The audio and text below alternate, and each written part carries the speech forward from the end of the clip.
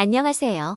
행복을 응원하는 복지꾸러미입니다. 2023년 새롭게 바뀐 기초연금 선정 기준액 대비 부동산, 현금, 그리고 월급은 과연 얼마까지 기초연금을 받을 수 있을지 오늘 아주 쉽게 설명해 드리겠습니다.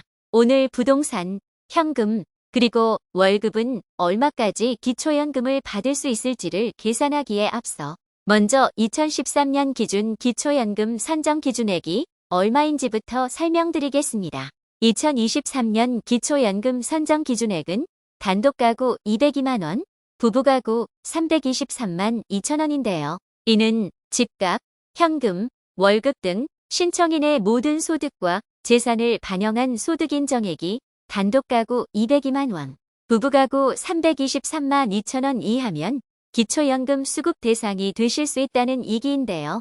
그런데 여기서 조심해야 할 것이 있습니다. 그것은 바로 소득역전 방지 감액이라는 제도인데요. 본인의 소득 인정액에 기초연금액을 더한 금액이 기초연금 선정 기준액을 초과하면 초과한 금액만큼을 기초연금에서 감액하는 제도입니다. 내용이 좀 어려우시죠? 그렇다면 아주 쉽게 말해서 기초연금을 감액당하지 않고 단독가구 32만 3,180원, 부부가구 51만 7,080원을 모두 받으시려면 단독가구는 소득인정액이 169만 6,820원 이하여야 하고 부부가구는 소득인정액이 271만 4,920원 이하여야 한다는 것입니다. 만일 소득인정액이 이 기준 금액을 조금이라도 초과한다면 초과한 금액만큼을 매달 받는 기초연금에서 감액한다는 얘기입니다.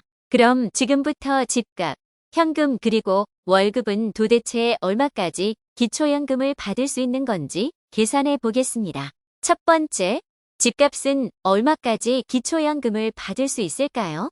살고 계신 집 이외의 다른 소득과 재산이 전혀 없다는 전제하에 계산해 보면 먼저 기초연금 계산 시 집값은 시가 기준이 아닌 시가 표준액, 즉 공시가 기준으로 반영되고 지역별 기본공제는 대도시 특례시는 1억 3,500만원, 중소도시는 8,500만원, 농어촌은 7,250만원까지 공제 받으실 수 있습니다. 이렇게 시가 표준액에서 지역별 기본공제를 한 다음 소득 환산율 4%를 곱하고 다시 12개월로 나눠주면 집값에 대한 소득 인정액을 구할 수 있는데요.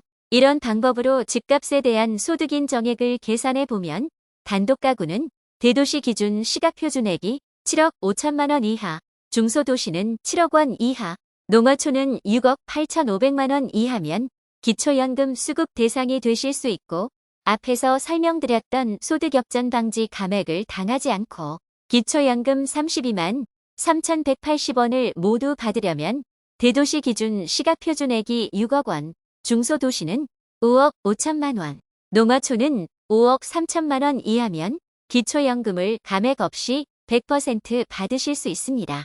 다음 부부가구가 기초연금 수급 대상이 되시려면 부동산 가격이 대도시 기준 시가표준액이 11억 원 이하, 중소도시는 10억 5천만 원 이하, 농어촌은 10억 3,700만 원 이하까지 기초연금 수급 대상이 되실 수 있는데요. 부부가구 역시 소득역전 방지 감액을 당하지 않고 기초연금 51만 780원을 모두 받으려면 대도시 기준 시가표준액이 9억 4천만 원, 중소도시는 8억 9천만 원, 농어촌은 8억 7천만 원 이하여야 합니다. 그리고 여기서 주의하셔야 할 점은 소유하고 계신 부동산은 시가표준액, 즉 공시가를 기준으로 계산되며 지역별 기본공제는 부부가 소유하고 있는 부동산의 시가표준액을 모두 합한 후 딱 한 번만 공제받으실 수 있습니다. 또한 전세에 거주하실 경우 전세보증금에서 기본공제를 받을 수 있는 금액이 5%에 불과하기 때문에 집을 소유한 것보다 기초연금에는 훨씬 불리하게 작용한다는 점도 꼭 기억하시기 바랍니다. 두 번째, 현금, 즉 금융재산은 얼마까지 기초연금을 받을 수 있을까요?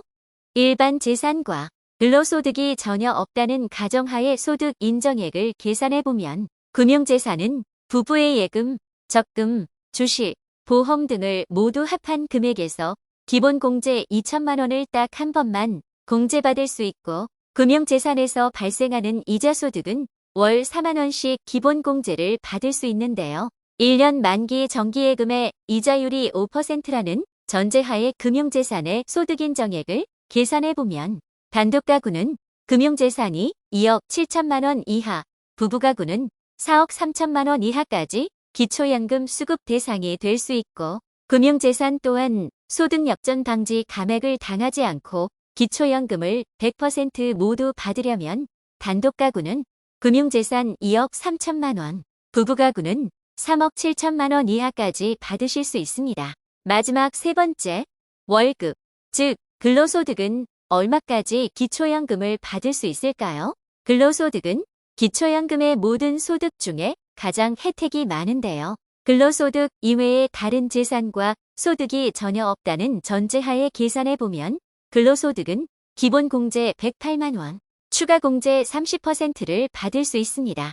따라서 단독가구는 근로소득이 395만 원 이하, 부부가구는 565만 원 이하까지 기초연금 수급 대상이 될 수 있고 소득역전 방지 감액을 당하지 않고 기초연금을 100% 모두 받으려면 단독가구는 근로소득이 345만 원, 부부가구는 495만 원 이하까지 가능합니다. 물론 근로소득은 기본공제와 추가공제를 부부 각각 적용받을 수 있으므로 맞벌이를 하실 경우에는 보다 많은 근로소득이 있으셔도 기초연금 수급 대상이 되실 수 있다는 장점이 있습니다.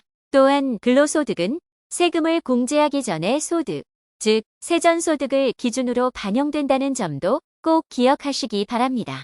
오늘 설명드린 것처럼 기초연금을 감액 없이 100% 모두 받으려면 현금보다는 부동산이, 부동산보다는 근로소득이 훨씬 유리합니다. 또한 올해는 1958년생부터 기초연금을 신청하실 수 있는데요. 차분히 준비하셔서 좋은 결과 있으시길 바라고 오늘도 복지꾸러미가 어르신들의 행복한 인생을 응원하겠습니다.